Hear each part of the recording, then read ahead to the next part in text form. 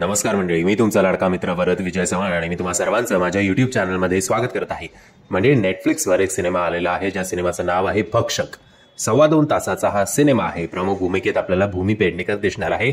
सिनेमाच्या सुरुवातीलाच आपल्याला एक डिस्क्लेमर सांगण्यात येतो. तो डिस्क्लेमर म्हणजेच की हा सिनेमा इन्स्पायर्ड आहे रिअल लाईफ इन्सिडेंट्स पासून. आणि जेव्हा तुम्ही हा सिनेमा बघायला लागता, रादर जेव्हा या सिनेमाचा पहिलाच सीन तुम्ही बघता, तेव्हा तुमच्या असं लक्षात येतं की हा सिनेमा प्रत्येकासाठी नाहीये, बट हा सिनेमा प्रत्येकाने एकदा तरी बघायलाच हवा. हा सिनेमा बघितल्यानंतर तुम्हाला या गोष्टीची जाणीव होते की माणूस किती खालच्या पातळीला जाऊन एका हैवानासारखा वागू शकतो, जे आपण कधी इमॅजिन सुद्धा केलं नसेल. अशा गोष्टी माणसं कसं करतात, आणि जे आपण म्हणतो ना आजकाल की कर्मा आणि या सगळ्या गोष्टी, चांगलं काम करा, चांगलं पुण्य कमवा, बट माणसं कसं दुसऱ्यांवर अत्याचार करतायत आणि तो अत्याचार सहन करणारी माणसं सुद्धा किती ग्रेट आहेत, या गोष्टीवर भाष्य करणारा हा सिनेमा आहे. गोष्ट आहे एका अनाथालयामधली. अनाथालयामध्ये जसं चाइल्ड अब्यूज केलं जातं त्याच्यावर भाष्य करणारा हा सिनेमा आहे.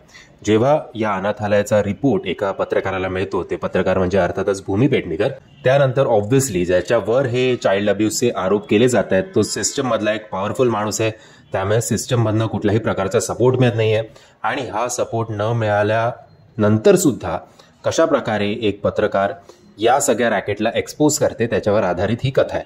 बरं, सिस्टममध्ये फक्त वाईट लोक आहेत का? तर तसंही नाही आहे. चांगली लोक सुद्धा आहेत जी या पत्रकाराची मदत करत आहेत. ओव्हरऑल खूप इम्पॅक्टफुल असा हा सिनेमा आहे. म्हणजे आपल्याकडे सुद्धा मराठीमध्ये सुद्धा कंटेंट ओरिएंटेड सिनेमे येतात, बट सिनेमॅटिक एक्सपिरियन्स जो द्यायला हवा तिकडे कुठेतरी आपण कमी पडतो.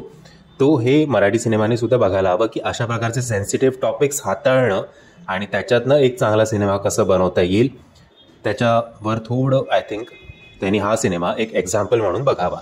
सिनेमाच्या शेवटी क्लायमॅक्सला जसं जवानमध्ये आपण शाहरुखचा एक मोठा मोनोलॉग बघितला होता, तसाच मोनोलॉग या सिनेमामध्ये भूमी पेडणेकरचा सुद्धा आहे. कामं सगळ्यांचीच चांगली आहे. आपली मराठमोळी सई तामणकर सुद्धा या सिनेमामध्ये आहे. बट या सिनेमामध्ये जर स्टँडआउट कोण होत असेल तर ते म्हणजे आदित्य श्रीवास्तव, म्हणजे आपल्या CID मधले अभिजित, ज्यांनी बन्सी साहू याची भूमिका केलेली आहे. आणि त्याचबरोबर दुर्गेश कुमार, ज्यांनी गुप्ताजीची भूमिका केलेली आहे. यांचं काम अप्रतिम आहे. बाकी भूमी पेडणेकर सुद्धा खाऊन टाकते हा रोल. आणि मी तुम्हाला सगळ्यांना विनंती करीन, जर पॉसिबल असेल तर एकदा तरी हा सिनेमा नेटफ्लिक्सवर नक्कीच बघा.